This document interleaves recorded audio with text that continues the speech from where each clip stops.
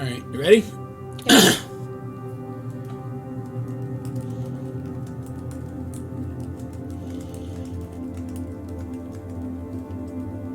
Okay.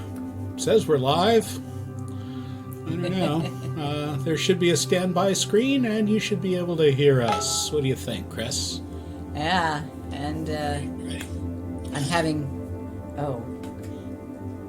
I'm having requests for my wardrobe malfunction. I had a green shirt on, not thinking. It was an olive green. It's not the same as that green. But, Well, I didn't have a chance. But the way this works, it kind of picks up any green, and wherever I had a green shirt, I was just invisible. The invisibility cloak. Yeah. That's how they do it, huh? Green screens. That's how we do it these days. All right. Well, they say they can see and hear us, so that's a good thing. Oh, thank you. Thanks, Warren.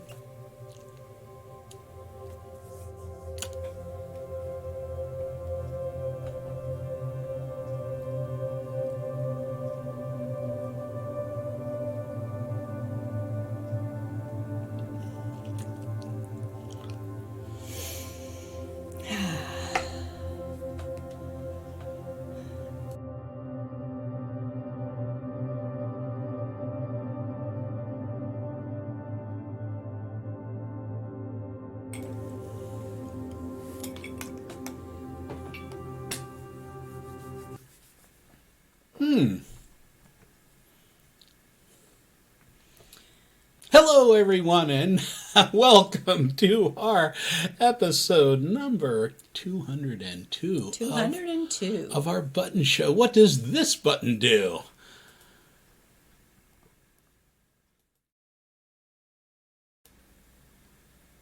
What happened? Uh-oh. Uh-oh. It's not switching slides for you. Uh-oh. I'm going to have to do this manually, I guess. Where'd it go? Or I could do it if you want. It's always There we go. something. It's an educational show about smartphones and technology with us Geeks on Tour. Today's beginner's lesson is how to make your passwords more secure. And Chris has a tip. What do you have there, Chris? Well, this is the number one thing. If you do this one thing, you will be more secure than, 95% of cases out there. And here's a video. Hi, this is Chris Gould with Geeks On Tour, and in this tutorial video I want to show you how to set up two-step verification on your Google account.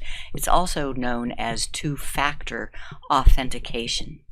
First, what is it? I want to log in with my own account and show you how the two-factor authentication works. So here I am on my computer, and I'm logged out of all accounts, just browsing as guest. So I go to google.com and I need to sign in. I enter my username, which is my Gmail address. Click Next, and I enter my password. But it's not going to let me in because it's not sure. It knows that I am me, but it has just sent a message to my phone. So let's look at that. So only if somebody had my phone, because I have my phone, this proves that I am me. All I have to do is tap on yes. And now, back on the website, I am logged in as me. So that's what two-factor authentication does. It does not let you in with just username and password. You need to have something else. Now let me show you one. Let me log out from me, and I'm going to log in as my fake account, my alter ego Alice. So I sign in, and another account. I enter email address and the password, and it lets her in. So any bad guy out there that got a hold of just her email address and the password would be into the account. So how does Alice set up two-factor authentication on her Google account? Well, she is logged in, so you click on the little account button in the upper right and choose Manage Your Google Account. And it's under Security. And signing into Google. Notice it says that using your phone to sign in is off and two-step verification is off. Let's turn on two-step verification. And I recommend you read all this, but mainly it is keep the bad guys out. Even if someone else gets your password, it won't be enough to sign into your account. Get started. So I need to enter that same password. And now it says that this device is already attached to this account, but let's show more options. And text message. And you enter in the phone number, and it has sent a text message to that phone number. Let's take a look. And now here's one thing to know, because I've made this mistake several times, thinking that 22000 was the number. No, that's just the number that the message came from. It's this 980183. 6 digits is your Google verification number. So we go back to the web and put in that number. It worked. Turn on two-step verification. Turn on. So from now on, no bad guy will be able to get into this account without having either the iPhone or the phone associated with this phone number. Now, there is a danger once you set this up that maybe you won't have the phone with you. So how do you get in if you don't have your phone with you? That's what backup codes are for. You click Set Up App, and here are backup codes. You can download or just copy them and put them somewhere safe where you remember where they are. I put them in my LastPass password manager. Then you know that you will be able to get in even if you don't have your phone. So two-factor authentication is the best way to keep the bad guys out. Even if they got a hold of your real username and your password, they won't be able to get in unless they also have your phone to get the code or the verification. Yeah, that's really important information. At least on your most important accounts. It can get to be a pain, too. It can. But if you are always using the same device, it won't ask you every time. As long as you're on the same device and the same network, it can just keep you logged in and will not prompt you for the extra piece. But if you ever were hacked, then you would consider it worthwhile to have that little bit of aggravation. Okay. Well, hi everyone, I'm Jim, and together with my wife Chris here, we are Geeks on Tour. And do you think your smartphone is smarter than you? And you have questions about your Apple iPhone or iPad or your Android phone or tablet, and how do you learn about these amazing devices, huh? Well, we are old geeks, also known as propeller heads. So old. I don't even know if they call them that anymore. That was back in IBM days. I don't know. Yeah. But we are geeks who teach. That's what I just really love to do. So we came up with this weekly show, and we pick a topic that we go into a little bit of detail. So learning on bite-sized pieces on a regular basis. And then all of our content is collected on our website, geeksontour.com. Wow. away again. Why does it do that? We want to say hi to our live viewers. We have a bunch of them here. Let's see who we got. Well, Ron was in first. Warren Wilson, Catherine Tracy, Hans Schmidt, Jimmy Lyon. How are things up on LBI besides rainy? I hope you got some crabs this weekend. And Jolin from the Low Country. Linda. Sheila, haven't seen you since yesterday. Since yesterday, yeah. The Olive Cousin. How about that? Bill and Karen? Ed, bye. Hi. Yeah, really cool. You were in my Google Photos workshop a week or two ago. All right. Cool stuff. Good to see y'all. Yeah, so what are we doing now, Chris? Oh, we're home, but I had a major travel event earlier in the week. A 3-day conference with my Google Product Experts Summit. They usually fly me out to the Bay Area in California, or last year we went to Colorado. And sometimes she lets me carry her bags. I don't get paid to go. But this time I just stayed home and watched it all online. Interesting, though. Very, very interesting. First, how they did it. That picture there is a picture of how the conference was organized. It was different rooms. You just clicked on a different room. There was the living room where the main keynote presentations were. There was the kitchen where you had lots of chat groups that you could talk with. The office was where there were the breakout sessions, and then the rooftop is where there was fun stuff. It was really pretty cool. The biggest challenge was time zones, because there were people there from all over the world, and they tried over the 3 days to hit kind of the 3 major sections of related time zones. So some of the sessions were in the middle of the night. I never left my house, yet I felt jet-lagged at the end of it.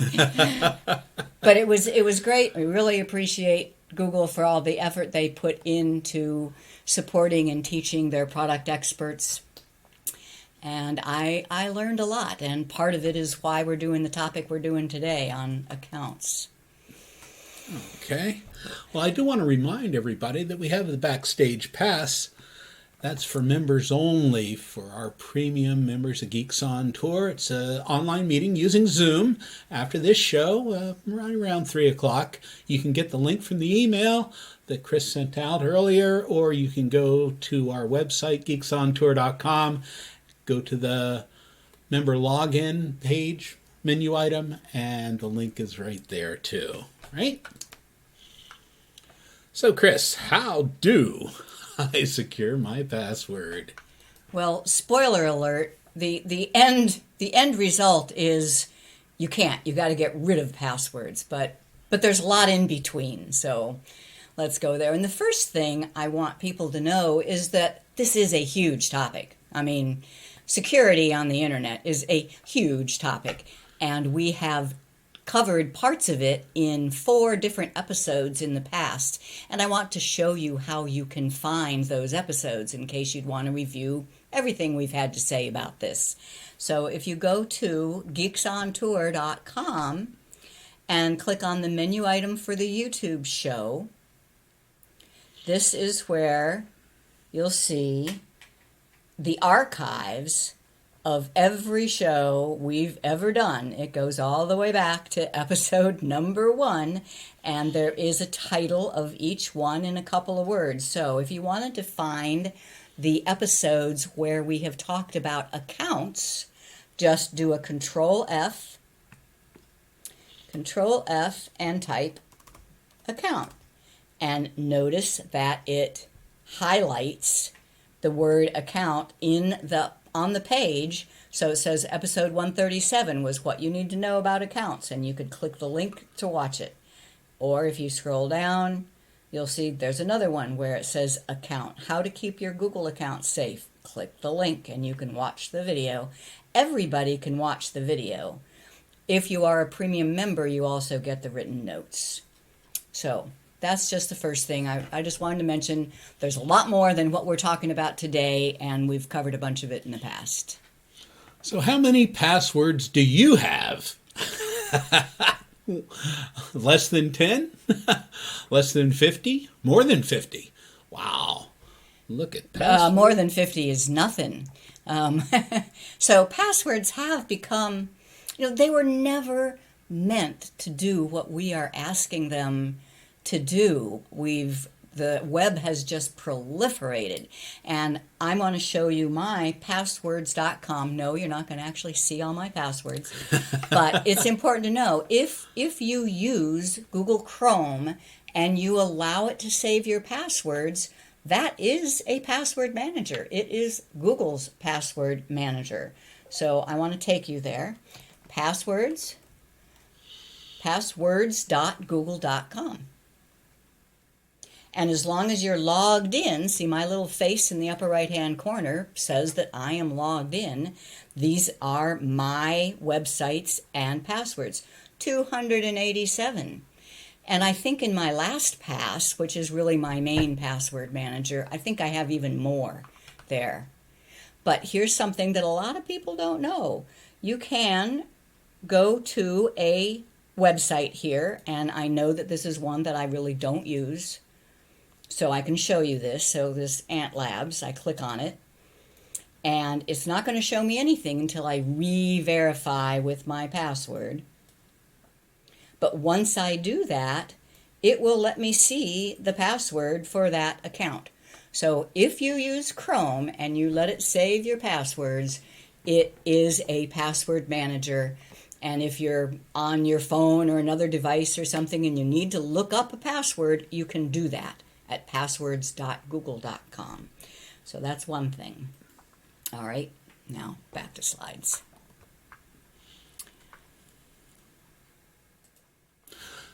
So what's a strong password? Well, there's lots, and I think there's probably whole books written about this. Mm-hmm. But the bottom line is that there's no such thing anymore as an uncrackable password.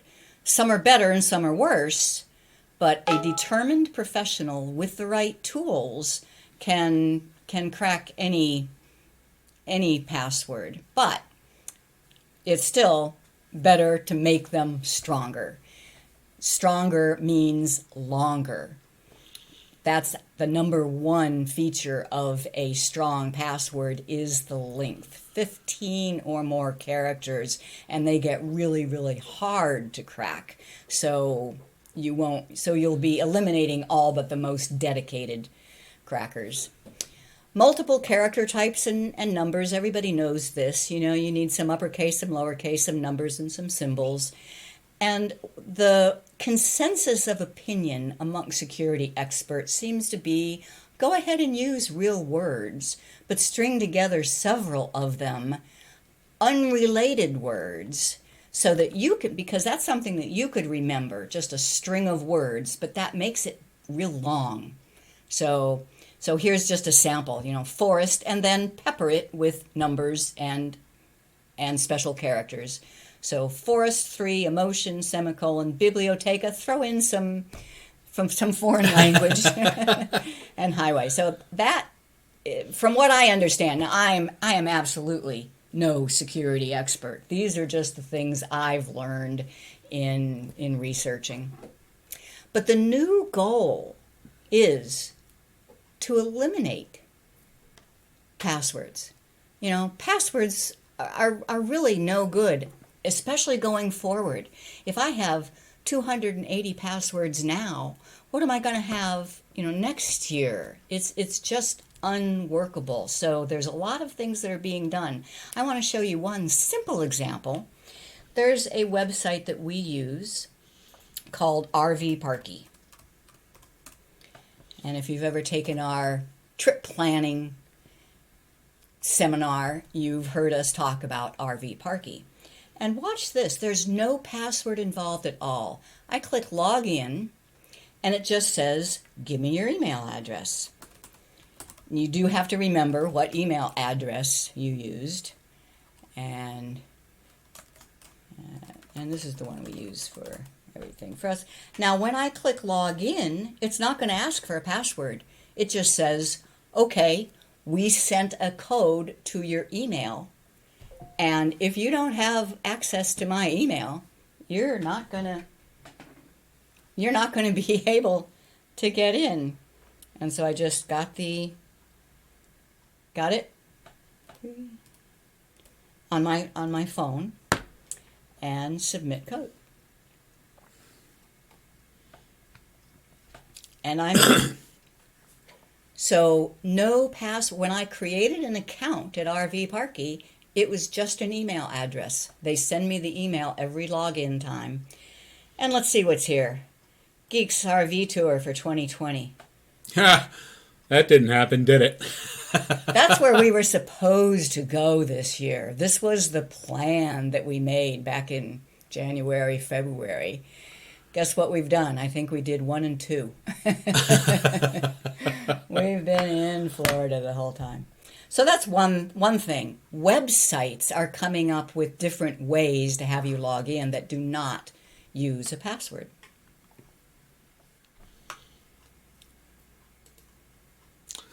So what can you do to keep the bad guys out of your accounts? Well, this is one half of the equation. We'll get to the other half, but one half is keeping the bad guys out. So long passwords will keep the not so dedicated bad guys out. Two-factor authentication will do the rest. It is truly the best thing you can do. But you should know there are a couple of different ways to get the two-factor authentication. The example that I showed in the first video was getting a code texted to you. So you need to give your phone number so that you can receive a text message. You get the code, then you enter the code. Some people absolutely do not want to give their phone number, period, end. For them, and for others as well, there are authenticator apps. So there's a Google Authenticator, there's a Microsoft Authenticator, and it is an app that you install on your phone and you link it to the website. Every time you go to log in, you'll have to look at your Authenticator app and see the latest code. It changes like every 30 seconds, and you enter that code in. So Authenticator apps are one step even better than texting. And then the most secure is with a physical key. You have to buy them. They're like a little USB device. And it's like the key to your car, the actual physical key. And that is your second. Now, we have another video just to show you that it's not just Google accounts that can have two-factor authentication. This shows you how to put two-factor authentication onto a Facebook account. Hi, this is Chris Gould with Geeks On Tour, and in this tutorial video I want to show you how to set up two-factor authentication first I'm going to show you on Facebook. This is a way to protect your accounts from being hijacked by the bad guys. So first I want to take you to Facebook, and I want to show you how you normally log into an account, and I'm going to use a friend's account, not mine. Now you'd have to know the password, right? And then log in. Once you're logged in, you need to find your account settings. They keep moving it, but right now it's up on the web, it's up in the top right corner with this just little drop down arrow, and settings and privacy. And settings.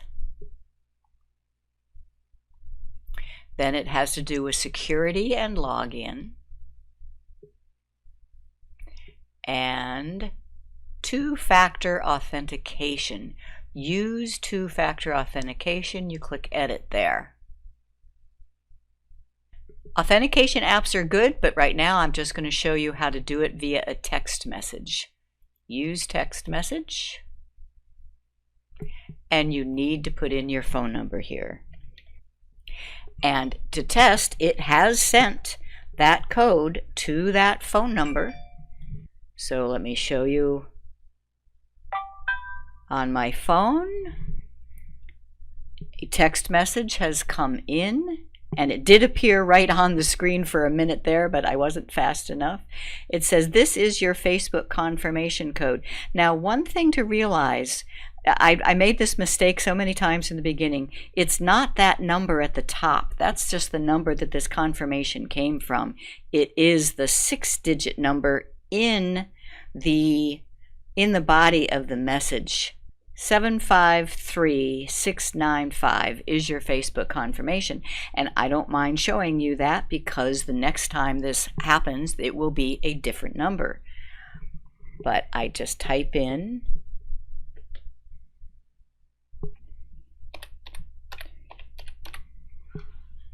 the code that I got on the phone and continue.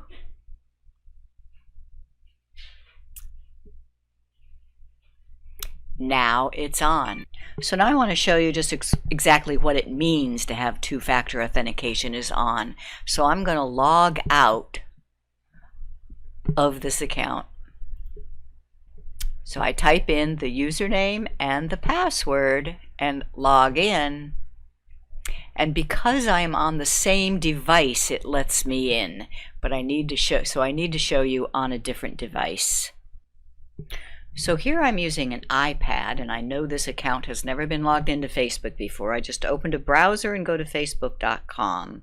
So imagine that this is a hacker's iPad, and he has come up with the correct username and password, and he tries to log in.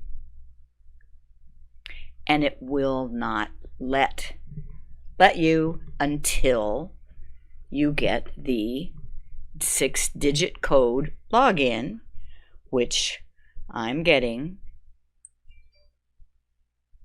on my phone. So 254143. So now we're in, but that's what two-step verification. So two-factor authentication is the best way to keep the bad guys out. Even if they got a hold of your real username and your password, they won't be able to get in unless they also have your phone to get the code or the verification. Yeah. So that's just lots of websites offer two-factor authentication. Not all, though. But you know, that's fine. I mean, for example, our website, geeksontour.com. If you are a premium member, you have to have a username and password in order to get to our premium stuff. But it's not an important account, you know. We don't have any of your information. Any financial information is stored at PayPal. We don't have any of that. We don't have any data of yours. So it's really not important to have such a secure login to our website. Now, what is the most important account to have secured, to have locked down? I think it's your email account, because where, you know, if you try and recover a lost password, where does it go? They send you an email. Right. So if the bad guy has hijacked your email, then he'll be able to go to your bank and say, I lost my password, and it would be sent to your email. And since he can see your email, so make the change. We think your email account, which in our case is Gmail, so Google. So to us, your wherever your email is, Google, Microsoft, Apple, those accounts that have your email, your calendar, your contacts, and then Facebook, you know, it's nasty if somebody gets in and is able to be you, actually hijack your account. So social media accounts, those are all pretty important and should have two-factor authentication turned on. All right. Let's see, a couple of things in the chat we should probably talk about. Some of you folks have some really big numbers on passwords. I'm pretty impressed. 843. Jolin, that's just excessive. Wow. For the moment, she says. All right. Wow. Okay. And there was, let's see, would a hacker get your phone number and then could get the code? Well, no.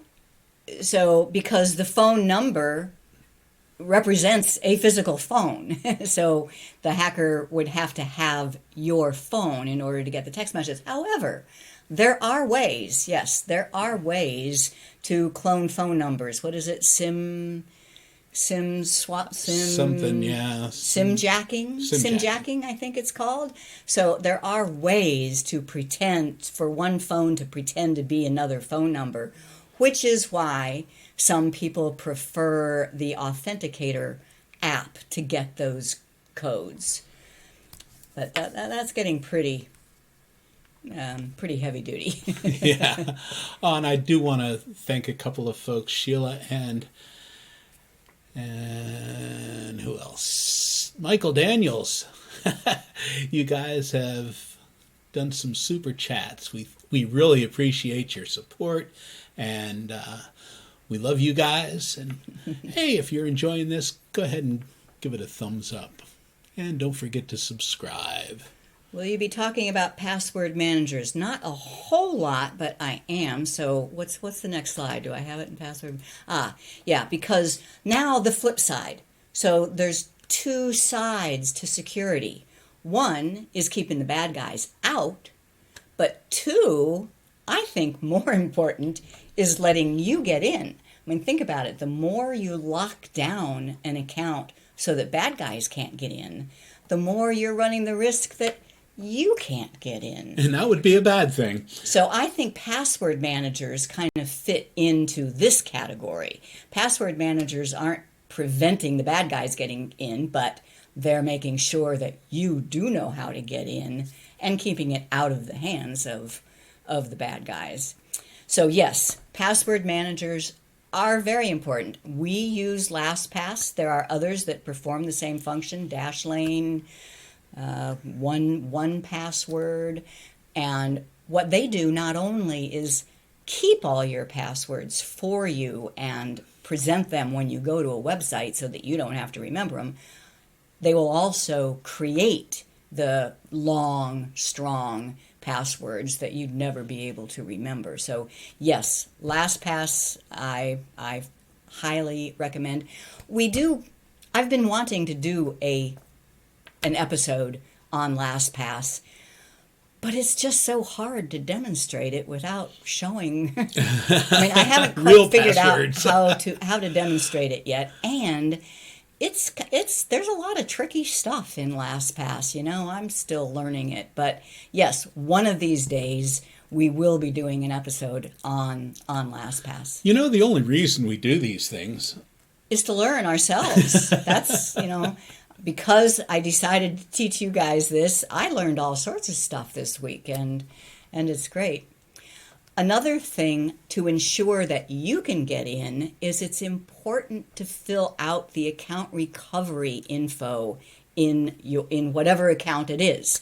So if it's Facebook, you need to make sure that you do put an optional email in there so that if you get locked out, they can email you. In Google, you want to put in a phone number that they can send a code to. Then, this is where I think things are going. It's called Sign In with Google, or Microsoft, or Facebook, or Apple. And it's called Federated Identity Providers. Now, that's something I just learned this week, and I'm really liking it. Here's a video. Hi, this is Chris Gould with Geeks On Tour, and in this tutorial video I want to talk about Sign In with Google, or ways to create accounts without coming up with another password. Doesn't that sound wonderful? Here's how it works. In another video I showed how to turn on two-factor authentication, and I used the account for Alice Apple to do that. I am now signed in to my browser with Alice Apple's account. and she has decided that she wants to start using Evernote. She goes to evernote.com and she has to sign up for an account. Click sign up, and she just wants the free one. And it only says continue with Google here, but I want you to see what happens if you click sign in. You can sign in with Google or with Apple. They are both considered federated identity providers, meaning they have good security and they know who you are, and they will just provide a token to this other site. So let's say continue with Google. And it tells her, oh, well, you don't actually have an account yet. You do have to create an account using your Google account. Create. She does not want premium. And get started. So all of this is Evernote stuff. It's already done. Alice has an account on Evernote without having signed up for another password. Let's create a quick note.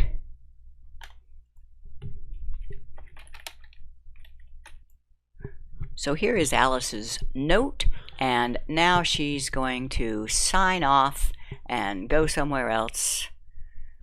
So Alice is still logged into her Google account on her Chrome browser. So now when she goes to Evernote, it'll be so easy.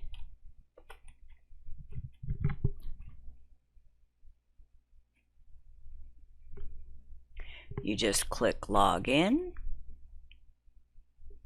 and continue with Google. She's already logged into her secured Google account. And since she set up her Evernote account using her Google identity, that's all you have to do. And she is in Evernote without ever having created a password for Evernote. Therefore, if Evernote ever got compromised and some bad guys got all the customer information, they would get Alice's name, they would get her email, but they would not get a password. That does not come through from Google. Google just verifies that Alice is who she says she is by sending a token to Evernote. So that is sign in with Google. And it works pretty much the same. Sign in with Apple or Facebook, and there are others. They are called Federated Identity Providers. Yeah. Doesn't that make sense? I mean, Google and Microsoft and Apple, they have huge security teams working on making sure that the accounts entrusted to them are secure. So why not they be the purveyor, the holders of our identity, and they be who validate us for others? Think about in the real life. How many different IDs do you have to prove who you are?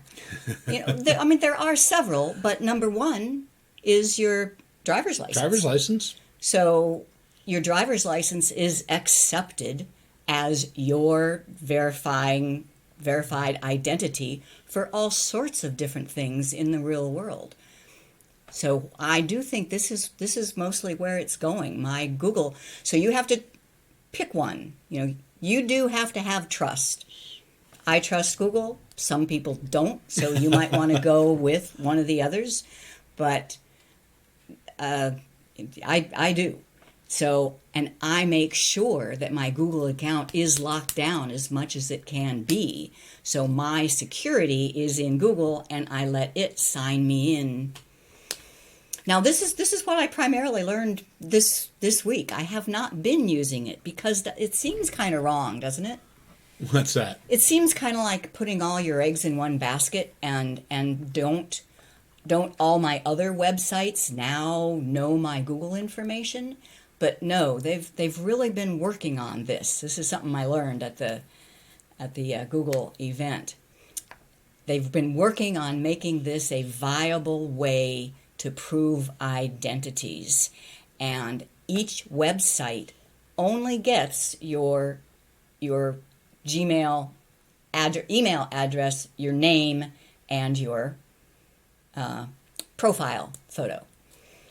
And that's how you prove identity, and then you don't have to worry about Evernote or any other place getting hacked. And when you forget your password, what is this showing?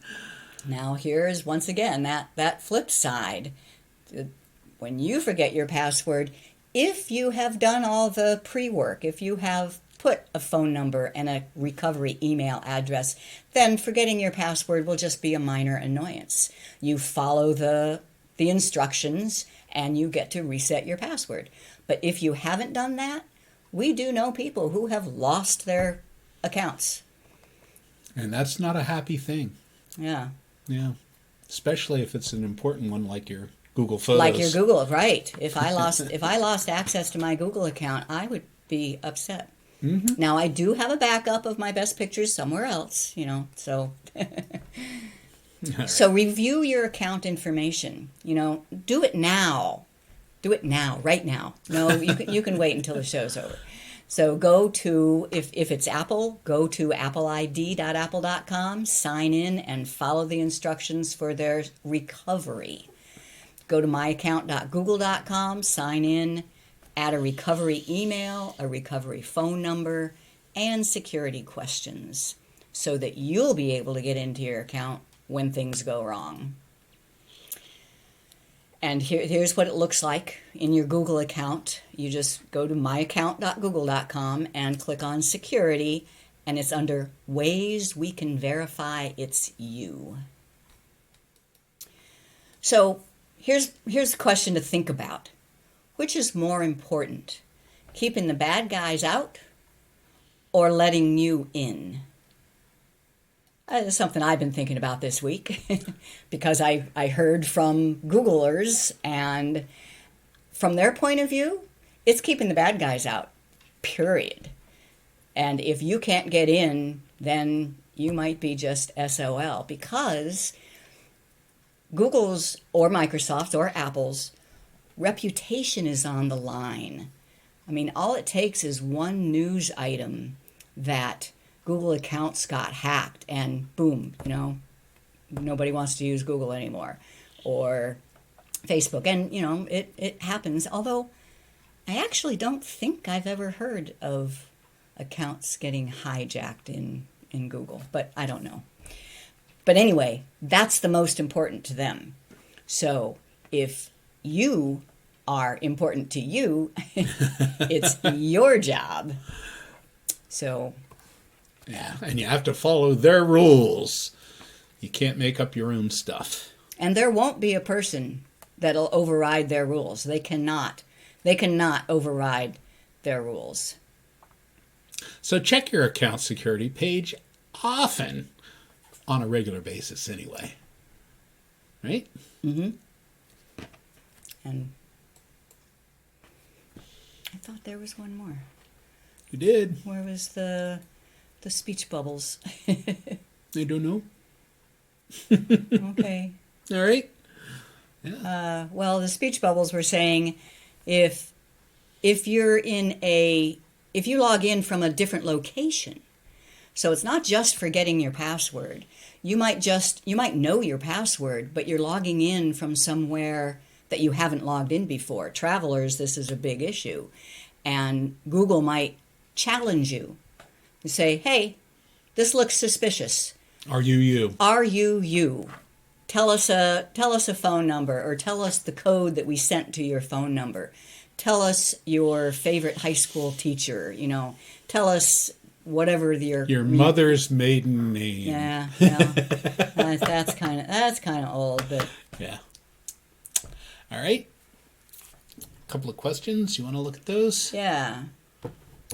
So, let's see. Yeah, somebody was saying, my family only has one cell phone, and when Gmail asks me to give them a phone number, they tell me this phone number is already used. And yes, that has happened to me, but try it again. It sure seems like. I mean, you saw in my videos, I have a few fake accounts, and I don't have that many phone numbers. I think maybe that procedure has changed. I don't know. You'd have to try it, but it's worth checking it again now. But you can at least have more emails, so you can put a different recovery email if you don't have phone numbers you can do. John wants to know, is it easy to switch from personal login to Federated Authenticator or sign in with Google? Right. It depends on what your original login was. So, for example, I have an account with Deposit Photos. It's where I get my stock photos, and they do offer sign in with Google, but I already have an account and it's not with my Gmail, my Google account address, so I don't know how I would switch over to You might have to create a new account to the sign in with Google. Yeah, but my first account I have money attached to, so you don't want to do that. Yeah, so I haven't gotten that far. There might be a way, Jolin, but I don't know. Yeah. If you are signed in with a Gmail address, then yeah, it's easy. You can just sign in with Google, and If it's a Gmail address, yeah. Sign in with Google and Microsoft would seem to be the best case, the best way to do it. Yeah, like I said, I didn't always think that way, but I am now. Al wants to know, is your Google account your Google email? Yes, it is. Well, if you have an @gmail.com address, Right. that is absolutely a Google account. Every Gmail address represents a Google account. But you can also have a Google account using another email address. We don't recommend that. Just because it gets confusing. But you can go to Google, sign up for an account, and when it asks for an email address, you can give it an AOL or whatever you want. So you might have Google accounts that are not Gmail addresses. Yeah, okay. Can you use a landline phone Yes. to get a vocal, not written 6-number code? Yes, you can. You just have to go, you have It's to... another step. You have to dig down into that phone settings, and at least most of the places I've been offer a phone call and not just a text. Cool. I guess that's, well, did you learn something? I know I did. So we have some questions for you. You know, Chris loves quizzes, and this is what she does. So which of the following is the best single account protection against the bad guys? Is it Password Manager, long complex passwords, two-factor authentication, or Federated Identity Provider? The single best protection is two-factor authentication, number 3. Okay, true or false? Account recovery means answering challenges to prove you are you. True. The reason Google Accounts asks for your phone number is, number 1, for identity verification, 2, for Google representatives to call you, or 3, to sell your info to advertisers. All of the above? No, it is number 1. It is, and they promise, and I do believe them, that they do not use your phone number for any other purpose. Right. Okay, two-factor authentication usually means a code is sent to your phone in a text message. You can also get codes from a trusted friend, authenticator app, or Facebook. 2, an authenticator app. True or false? The goal is to get rid of passwords eventually. Absolutely. They are becoming unsustainable. I agree. All right, I want to remind everybody, all of our premium members, about our Backstage Pass, the online Zoom meeting right after this show. We might get going at about 3 o'clock, but you're welcome to get in there, and we'll be over there soon. Sign up for our free newsletters at geeksontour.com. Members get the 2020 edition of Mrs. Geeks Learn Google Photos. and that's in our ebooks section. Become a premium member at Geeks on Tour. Don't forget to subscribe to this YouTube channel, and go ahead and click that thumbs up if you're enjoying it. Chris, what's the web page that lists all of our YouTube shows? geeksontour.com, and the menu item is YouTube shows. And the web page that lists all of our recent newsletters. geeksontour.com, and blogs and news is the menu item. You'll find newsletters under there. Okay. Again, become a member, Geeks on Tour. Backstage Pass. That's it for this week. I'm Jim. I'm Chris. And we'll try and answer some of these questions in the Backstage Pass. Thanks all for watching. We'll see you next time. Wear your masks. Go vote. Be safe. Wash your hands. Can't type.